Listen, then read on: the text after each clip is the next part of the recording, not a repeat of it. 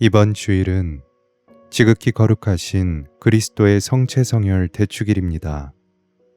이날 교회는 예수님께서 성목요일에 성체성사를 제정하신 것과 예수님의 사도들로부터 이어져 온 이 거룩한 성사로 빵과 포도주가 그리스도의 몸과 피로 변화되어 하느님께서 우리 안에 현존하게 되었음을 묵상합니다. 이 거룩한 대축일을 맞이하여 성체성사를 제정하시는 최후의 만찬의 마지막 부분과 그에 대한 예수님의 가르침에 대하여 나누려고 합니다. 이 부분에 대하여는 요한 사도가 복음서에 자세히 기록해 두었습니다. 그러나 복음서에 기록되지 않았던 최후의 만찬에 대한 모습과 성체성사에 대한 예수님의 가르침을 소개하려고 합니다. 마리아 발도르타를 통하여 예수님께서 환시와 받아쓰기로 알려주신 하느님이시오 사람이신 그리스도의 시입니다. 이 책에는 최후의 만찬 부분이 아주 상세하게 나와 있는데 오늘은 짧은 부분들을 발췌하여 읽어드리니 반드시 전체 부분을 읽어보시기를 권합니다. 전체 부분이 녹음되어 있는 다른 채널의 영상을 설명란에 링크해 두겠습니다. 신자들은 최후의 만찬을 생각할 때에 다빈치의 그림이 가장 먼저 떠오릅니다. 그러면서 실제로 예수님과 사도들이 어떻게 앉아 있었는지 궁금해집니다. 아마도 우리의 보잘것없는 일상에서도 중요한 식사 자리일 때는 식탁에서 누가 어떻게 앉는지가 중요한 부분을 차지하기 때문일 것입니다. 예수님의 이 거룩한 작품을 통해 그 부분에 대한 궁금증이 해결됨과 동시에 그 사소한 자리를 배정함에 있어서도 하느님의 거룩한 지혜와 제자들에 대한 배려와 사랑을 느낄 수 있습니다. 하느님이시오 사람이신 그리스도의 시 9권 순환 19 최후의 만찬 중에서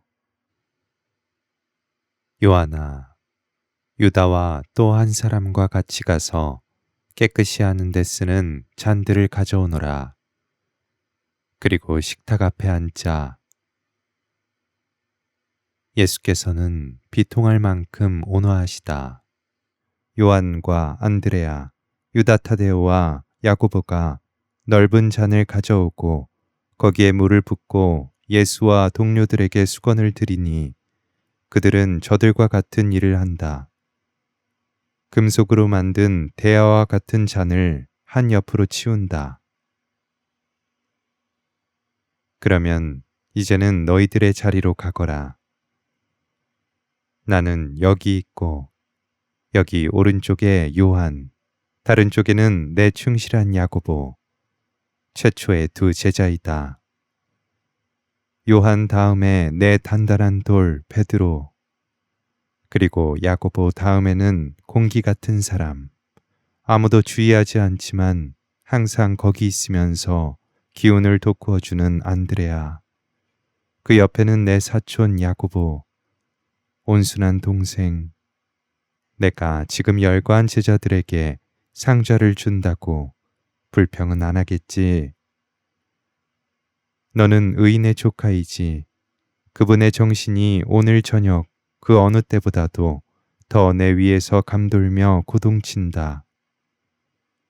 내 어려서 약할 때의 아버지, 어머니와 아들이 그 그늘에서 원기를 회복한 참나무, 평화를 누리세요.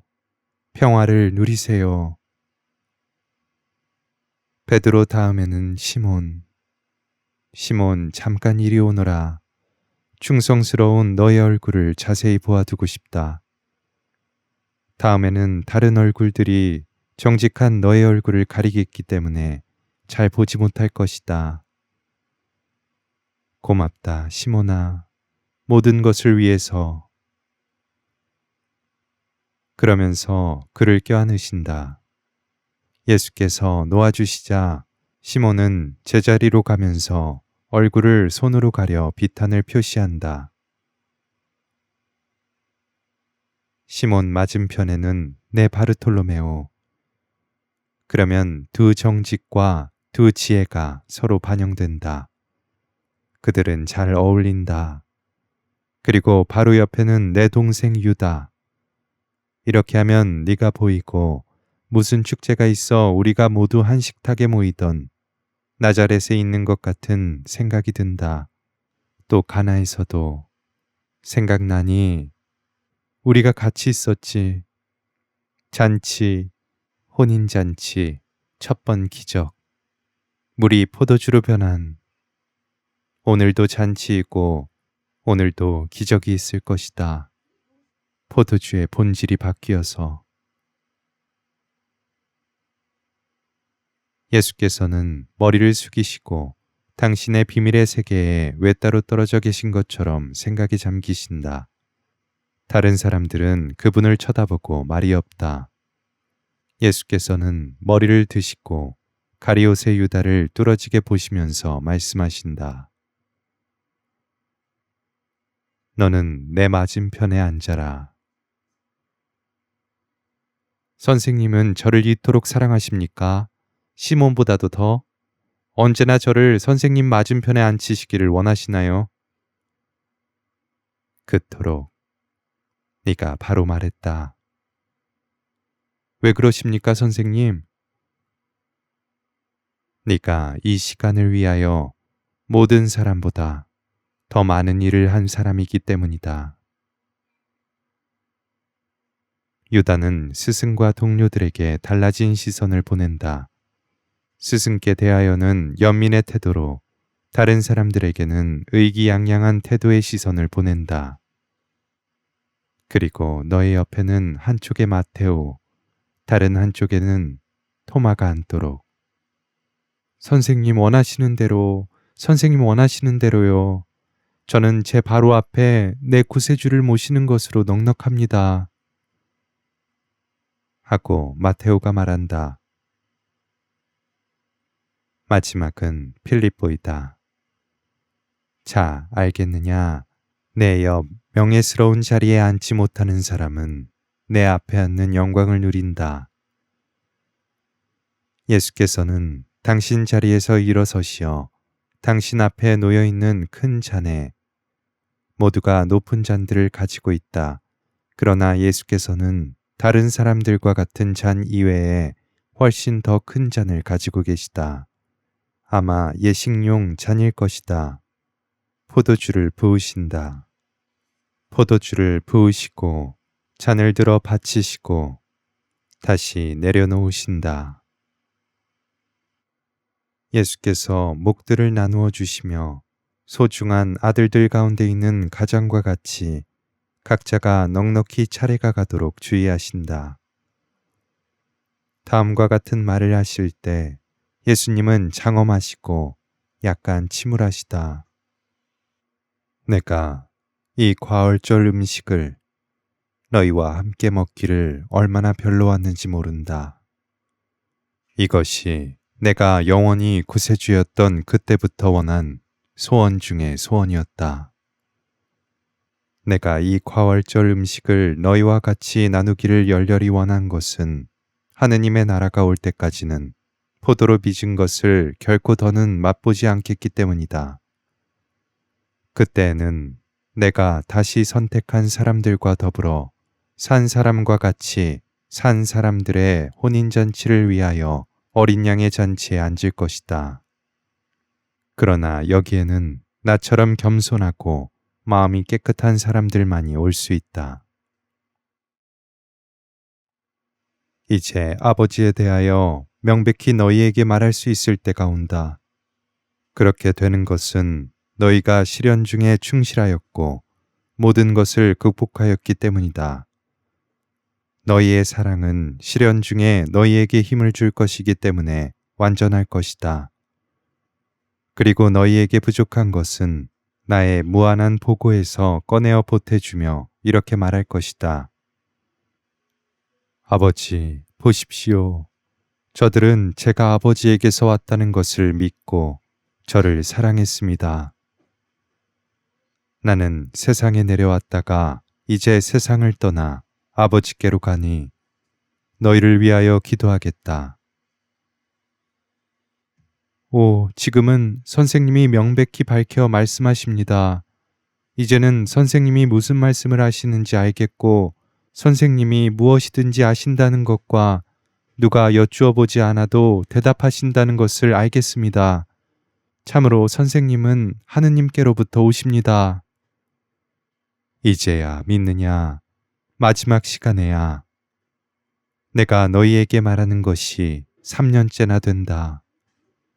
그러나 하느님이신 빵과 사람에게서 오지 않은 피인 포도주가 벌써 너희 안에서 효과를 내고 너희에게 신격화의 첫 번 전율을 준다.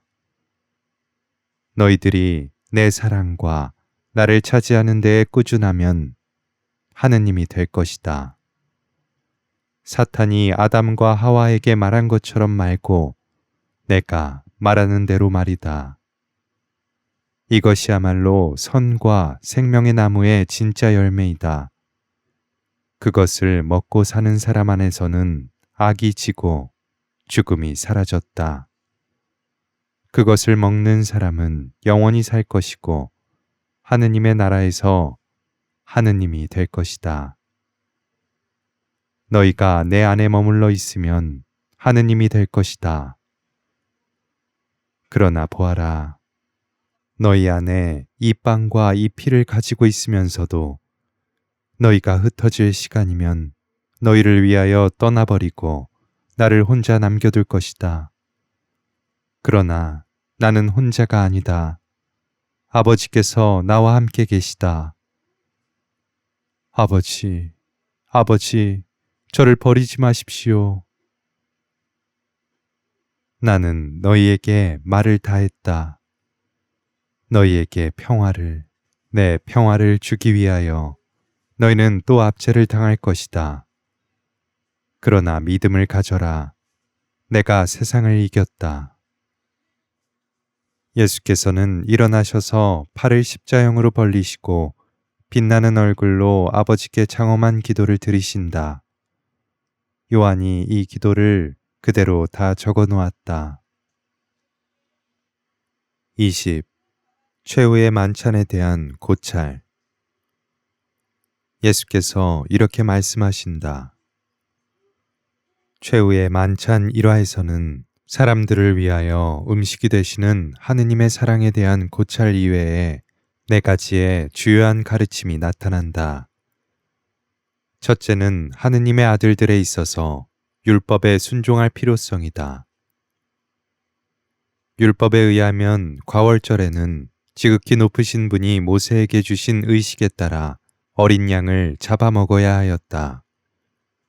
그런데 참 하느님의 참 아들인 나는 하느님이라는 신분 때문에 율법이 면제된다고 생각하지 않았다.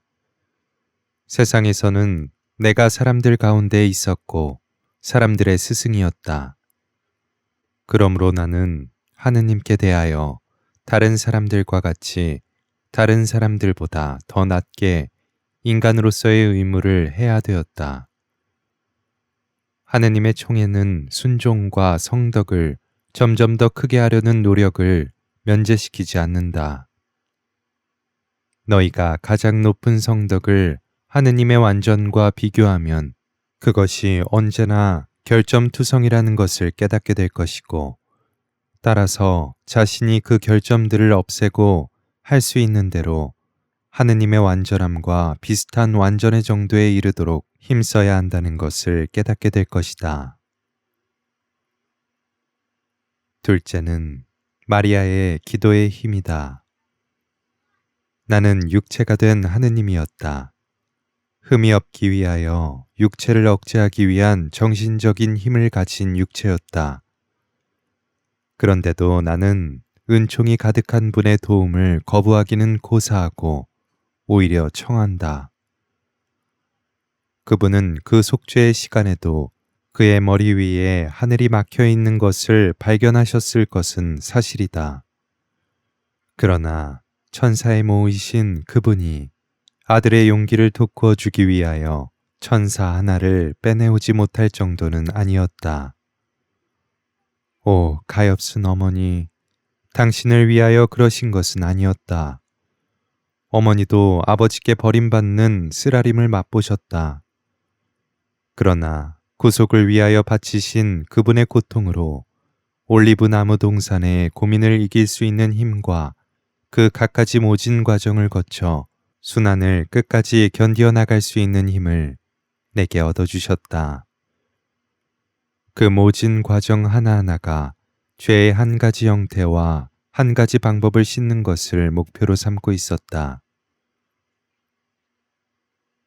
셋째로 자제력과 모욕을 참아받음과 모든 것을 초월한 숭고한 사랑은 내가 주창한 사랑의 율법을 그들의 생활의 생명으로 삼는 사람들밖에는 가질 수 없다.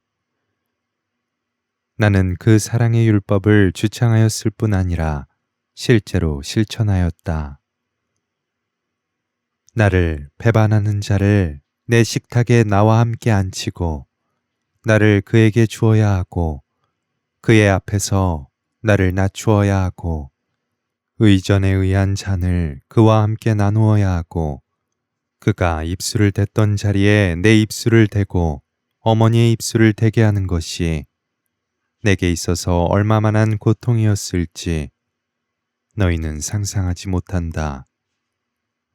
너희들의 의사들은 내 최후가 빨랐던 것에 대하여 토론하였고 지금도 토론하며 그 원인을 매질에 의한 심장의 장애에 돌린다. 그렇다. 그 매질에 의해서도 내 심장이 병들었었다. 그러나 내 심장은 최후의 만찬에서부터 벌써 병들어 있었다. 배반자를 내 곁에 두고 견디어야 하는 노력으로 인하여 부서질 대로 부서진 심장이었다. 나는 그때에 육체적으로 죽기 시작하였다. 나머지는 벌써 존재하는 죽음의 고통의 가중에 지나지 않았다. 나는 사랑과 일체였기 때문에 내가 할 수 있는 모든 것을 하였다. 사랑이신 하느님께서 내게서 멀리 떠나가신 때에도 나는 사랑일 수가 있었다. 내 33년의 생애를 사랑으로 살아왔기 때문이다. 애덕의 습관이 들어있지 않으면 우리를 모욕하는 사람을 용서하고 용납하기를 요구하는 완전과 같은 그런 완전에 도달할 수가 없다. 나는 사랑을 가지고 있었다.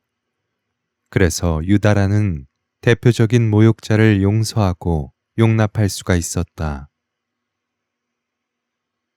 넷째로 성체성사는 그것을 받기에 합당하면 할수록 더 효과를 나타낸다. 육신을 이기고 정신이 본성을 지배하도록 하겠다는 끊임없는 의지로 성체를 모시기에 합당한 사람이 되면 그렇다는 말이다.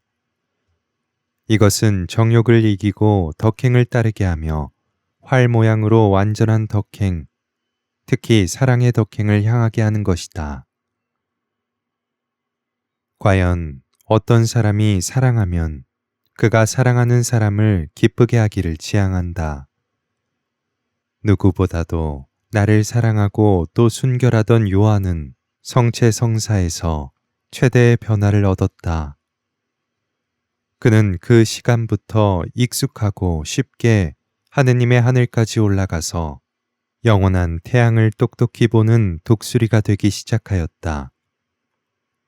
그러나 성체를 모시기에 합당하게 되지 않고 오히려 사죄로 끊임없는 인간적인 부당함을 자라게 하면서 성체를 모시는 사람은 불행하다.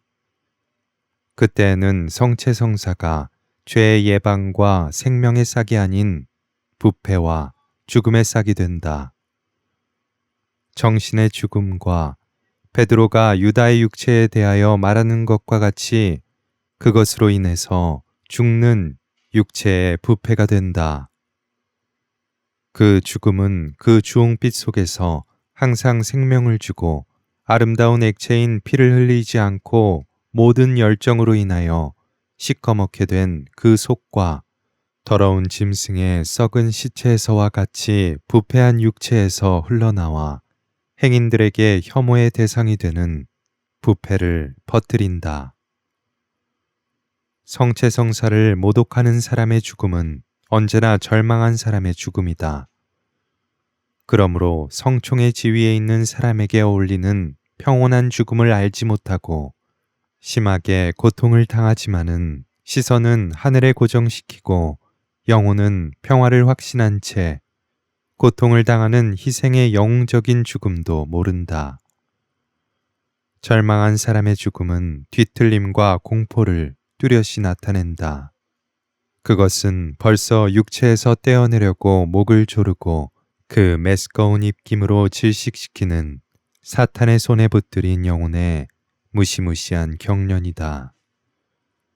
이 세상에서 사랑과 믿음과 바람과 그 밖의 일체의 덕과 하늘의 가르침과 그 이득과 더 낮게는 그 실제적인 현존으로 마지막 가는 길에 그와 동행하는 천사들의 양식으로 길러진 후에 저 세상으로 건너가는 사람과 짐승과 같은 생활을 한 후 은총과 성체성사가 용기를 돋구어 주지 않는 짐승과 같은 죽음으로 저 세상으로 건너가는 사람 사이에 있는 차이는 이런 것이다. 첫째 죽음은 성인의 평화로운 죽음이니 그에게는 죽음이 영원한 나라의 문을 열어준다. 둘째 죽음은 저주받은 자의 무시무시한 떨어짐이니 그는 자기가 영원한 죽음 속으로 곤두박질한다는 것을 느끼고 그가 무엇을 잃기를 원했는지를 알고 이제는 그것을 막을 수가 없다는 것을 안다. 한 사람에게는 그것이 부유해지는 것이고 또 한 사람에게는 그것이 박탈이다. 한 사람에게는 기쁨이고 또 한 사람에게는 공포이다.